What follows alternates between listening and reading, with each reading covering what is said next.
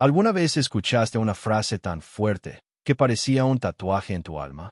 No hablo de esas palabras bonitas que uno guarda con cariño.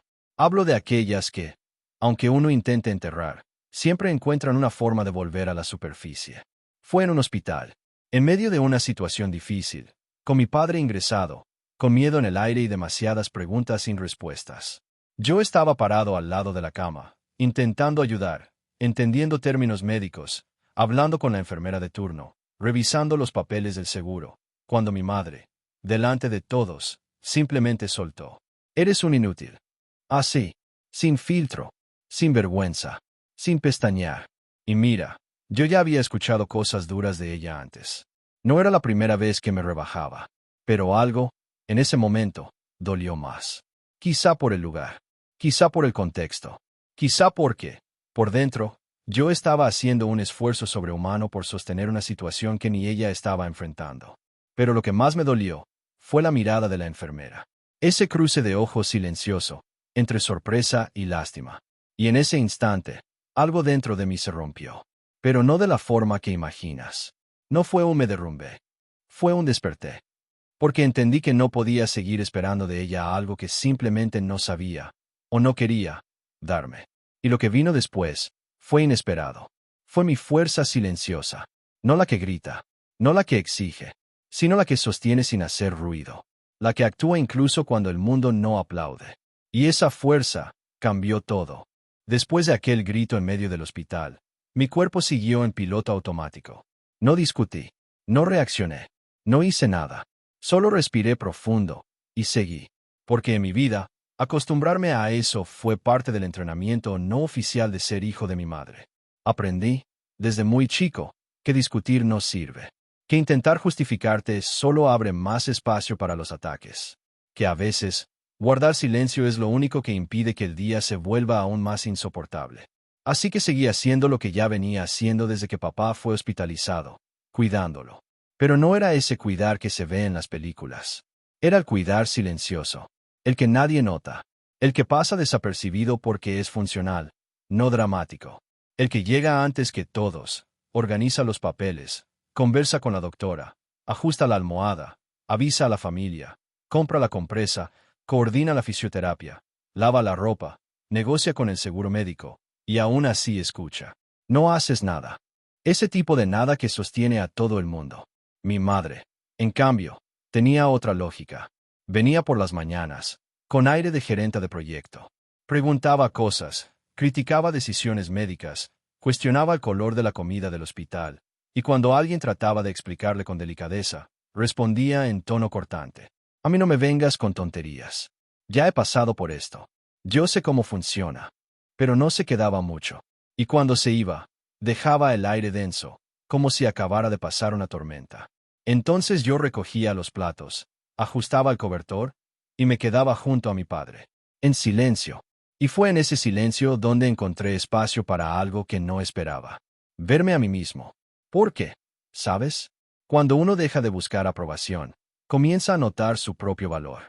Y ahí fue donde comencé a entender que yo no estaba allí solo por mi padre.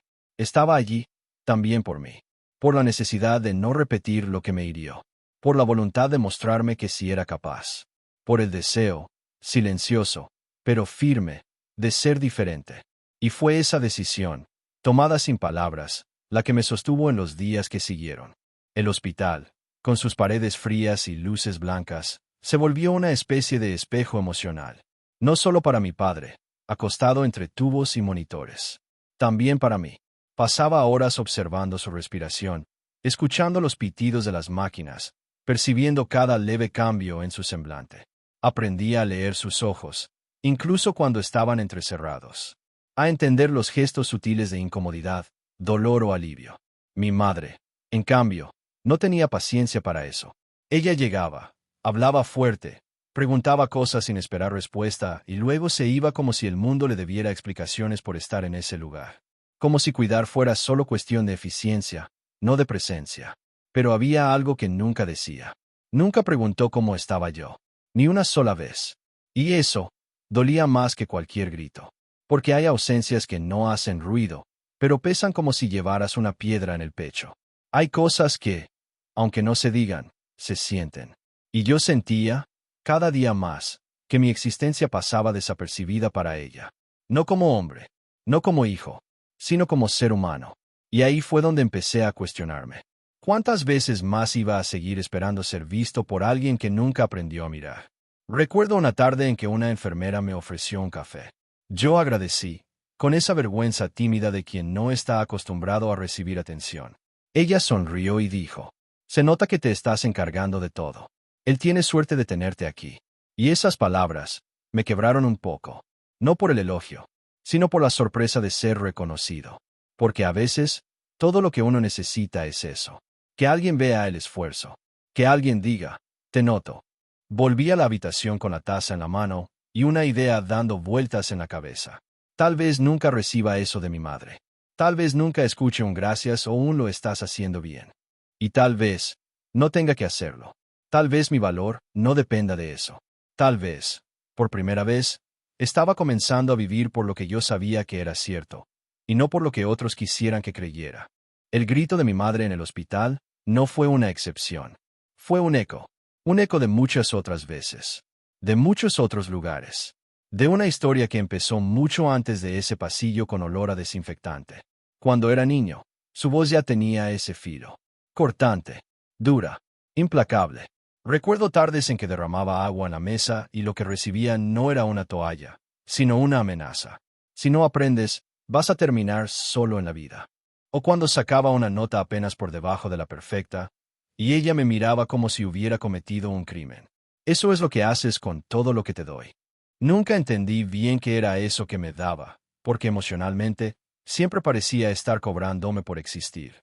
Y mi padre, bueno, él era una figura más suave, pero también más ausente.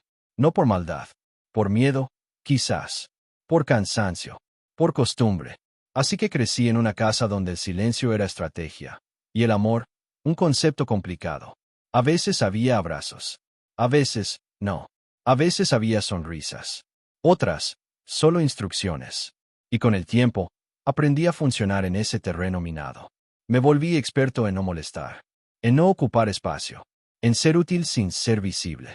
Y cuando uno se forma así, se vuelve alguien que sabe cómo ayudar, pero no sabe cómo pedir ayuda.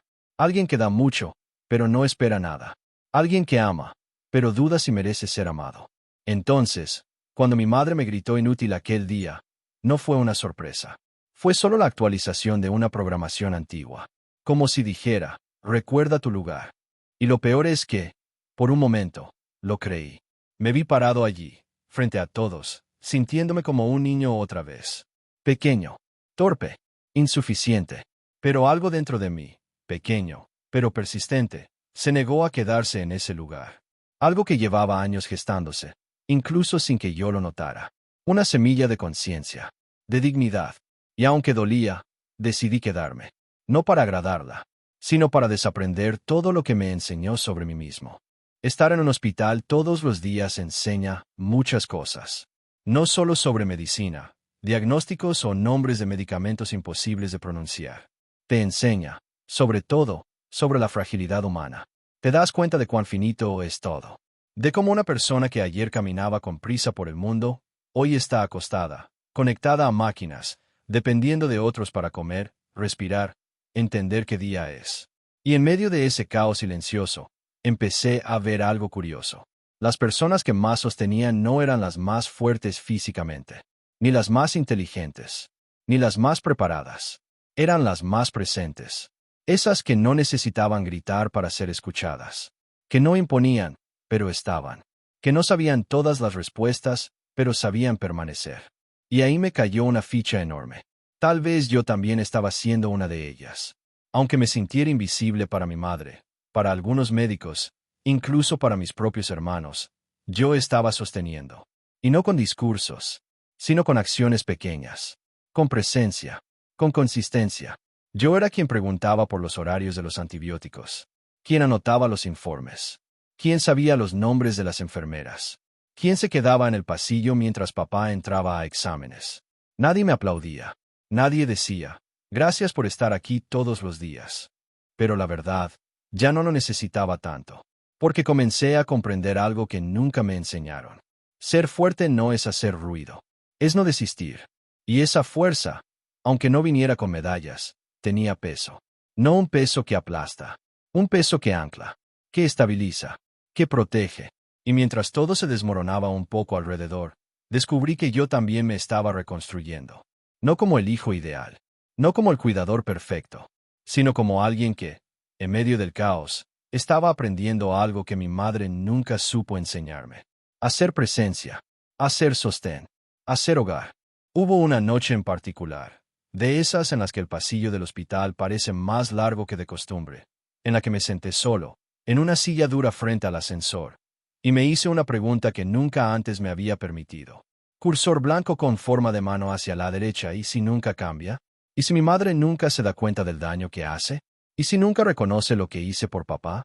¿Y si nunca llega el perdón que espero desde que tengo memoria? Me quedé mirando la pared blanca sin respuestas. Pero algo dentro de mí, muy suavemente, susurró. Cursor blanco con forma de mano hacia la derecha, entonces tendrás que verte tú. Verte de verdad. No como te ve ella. No como te viste durante años, intentando encajar en un molde imposible, sino como alguien que está aquí, que está presente, que elige ser mejor, aunque nadie lo pida. Fue ahí donde decidí hacer algo que parecía pequeño, pero fue revolucionario para mí. Me compré una libreta y empecé a escribir. No con grandes textos, solo cosas que necesitaba recordar. Mano escribiendo, hoy estuve desde las 6 de la mañana con papá. Mano escribiendo, le expliqué a la médica todo el historial de medicamentos. Mano escribiendo, mi madre dijo que no hice nada, pero yo hice todo. Era mi forma de testimoniar mi existencia. De no dejar que el gaslighting emocional de siempre me hiciera dudar de mí mismo. Porque eso también es abuso, ¿sabes? Cuando alguien sistemáticamente hace que dudes de lo que viviste, de lo que hiciste, de lo que vales. Y escribir fue, por primera vez en mucho tiempo, mi forma de decirme, yo te creo. Y qué alivio tan profundo se siente cuando uno empieza a creerse a sí mismo. Cuando ya no espera que la validación venga de fuera. Cuando deja de tratar de convencer a quien nunca quiso escuchar. Ese cuaderno se volvió mi refugio. No tenía candado. No tenía títulos bonitos. Era solo mío. Y en esas páginas encontré algo que jamás pensé que encontraría en medio de un hospital. Respeto propio. El tipo de respeto que no necesita que nadie más lo apruebe. El tipo que se construye con verdad. Y cada vez que escribía algo, era como decirme, cursor blanco con forma de mano hacia la derecha, estoy aquí. Cursor blanco con forma de mano hacia la derecha, estoy viendo lo que haces. Cursor blanco con forma de mano hacia la derecha, estoy orgulloso de ti. Aunque fuera yo mismo quien lo decía. Y, a veces, eso basta.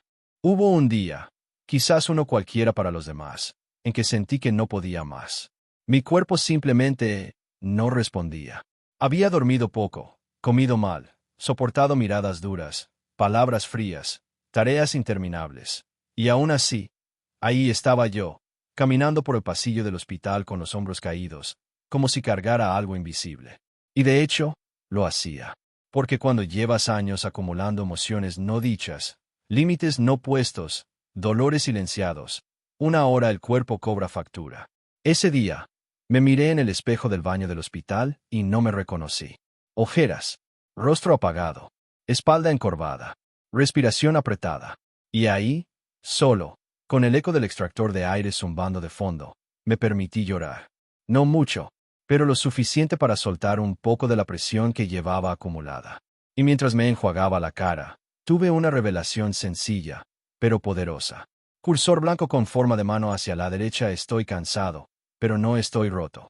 Hay una diferencia. Estar cansado significa que estás dando todo. Estar roto sería rendirse. Y yo, no me rendí. Seguí, no por orgullo, no por necesidad de ser el fuerte de la familia, sino porque, de algún modo, entendí que seguir cuidando también era una forma de cuidar de mí. Porque en ese acto de levantarme cada día y decir aquí estoy, estaba diciendo también, mi historia no termina en lo que me hicieron. Y eso, por sí solo, ya era un acto de coraje.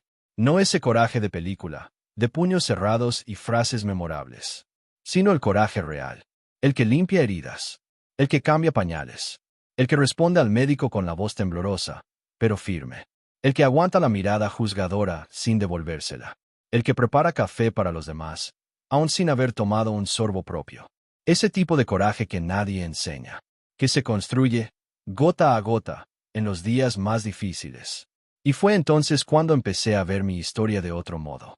No como la de alguien que sufrió, sino como la de alguien que eligió no replicar el sufrimiento. Porque sí, yo podría haber devuelto todo lo que me hicieron. Podría haber gritado. Podría haber culpado. Podría haber abandonado. Pero no lo hice. No por debilidad, sino por conciencia. Y eso es fuerza de verdad. Mi padre siempre fue un hombre reservado, callado, medido, de esos que aman desde lejos, de los que demuestran afecto más con actos que con palabras. Nunca fue de abrazar mucho, ni de decir te quiero, ni de dar palmadas en la espalda. Y durante años, interpreté ese silencio como frialdad, como ausencia, como si, al no decir nada, él confirmara lo que mi madre gritaba, que yo no valía, que era débil, que no merecía su atención. Pero en el hospital, algo cambió. Una noche, después de un día particularmente difícil, con muchas idas y venidas, tensión con el equipo médico, cansancio acumulado, él me miró, diferente. Fue un segundo, una mirada sostenida, como si, por primera vez, me viera de verdad. No como el hijo obediente, no como el encargado de los papeles, no como el que calla para no incomodar, sino como hombre, como presencia, como fuerza. Y entonces, ocurrió. Estaba acostado, con la mano fuera de la sábana. Yo estaba a su lado, tomando notas en la libreta. De repente, extendió la mano, y tocó la mía. No dijo nada. Solo eso, me tocó la mano. Y ese gesto, aparentemente simple, fue como una llave que abrió una caja que llevaba años cerrada. ¿Por qué? ¿Sabes? A veces un gesto vale más que todos los te quiero que nunca se dijeron. Su mano era frágil, temblorosa, con la piel seca, pero en ese contacto había algo más fuerte que cualquier palabra. Había reconocimiento. Yo no necesitaba más. Ese toque me dijo: cursor blanco con forma de mano hacia la derecha, estoy viendo lo que haces. Cursor blanco con forma de mano hacia la derecha, gracias por no haberme dejado solo. Cursor blanco con forma de mano hacia la derecha, eres más fuerte de lo que imaginé. Y fue ahí que entendí una cosa brutalmente humana. A veces nuestros padres también están heridos. Y por eso no saben mostrar amor. Por eso se retraen. Por eso repiten silencios que los formaron. No los justifico, pero comprender eso me trajo paz. Y me trajo una nueva forma de mirar a mi padre. Ya no como el que no estuvo, sino como el que, quizás, nunca supo cómo estar. Y si él, con todo su peso emocional, logró tenderme la mano, entonces yo podía elegir no cerrarme. Yo podía recibir, sin resentimiento, sin ironía, sin amargura, solo, con presencia. Mi padre empezó a mejorar, poco a poco, como todo lo que es real. Primero movió mejor las manos. Después empezó a hablar más claro. Luego pidió sentarse solo. Y finalmente volvió a caminar con pasos firmes, aunque lentos. Yo lo acompañaba en cada etapa, sin decirle qué hacer, sin apurarlo, solo estando. Y en esos pequeños trayectos por el pasillo del hospital, entre sillas de ruedas, pacientes dormidos y enfermeras cansadas, entendí algo. La cura no siempre empieza en el cuerpo. A veces comienza en un gesto, en una palabra dicha en el momento justo, en una compañía silenciosa. Y a veces, comienza cuando uno deja de querer que el otro sea distinto, y simplemente lo acepta como es. Eso fue lo que hice con él. Y curiosamente, fue también lo que empecé a hacer conmigo. Dejé de exigirme tanto. Dejé de buscar ser el mejor hijo. Dejé de tratar de adivinar lo que mi madre quería. Y me enfoqué en lo que yo necesitaba. Empecé a ir a casa a dormir, aunque fuera solo 5 horas. A comer algo caliente, sin culpa. A decir hoy no puedo cuando realmente no podía. A pedir ayuda, aunque fuera para cosas pequeñas. Y ahí entendí. Cursor blanco con forma de mano hacia la derecha, cuidarme también era parte de cuidar. Porque si yo caía, ¿quién iba a sostener todo eso? Esa conciencia no me volvió egoísta. Me volvió más sabio. Y lo más curioso es que, al empezar a hacer eso, algunas cosas a mi alrededor también cambiaron. Mi madre, aunque aún distante, empezó a no contradecirme tanto. Mis hermanos empezaron a aparecer más. Mi padre empezó a reírse otra vez. No era un cuento de hadas, pero era real. Y eso, en mi vida, Ya era un milagro. Fue en esos días que escribí una frase en mi cuaderno que no voy a olvidar nunca. Notas, la salud también es emocional. Y yo, por fin, empecé a sanar. Pasaron los meses. La rutina fue, poco a poco, volviendo a lo que algunos llaman normalidad. Mi padre se recuperaba bien. Todavía necesitaba controles, cuidados, pero ya podía caminar solo, preparar un café, incluso charlar con algún vecino. Mi madre seguía siendo ella. No hubo un gran cambio. Ninguna disculpa, ninguna conversación sincera sobre lo que pasó. Nada de esas escenas de película donde la madre reconoce su error, llora arrepentida y abraza a su hijo diciendo que todo será diferente. No, la vida real no suele seguir guiones bonitos. Ella seguía dando órdenes con el mismo tono seco. Seguía haciendo observaciones duras, a veces incluso crueles, sobre cómo doblaba la ropa o cómo organizaba los medicamentos de mi padre. Pero había algo sutil. A veces, se detenía en mitad de una frase. Respiraba hondo.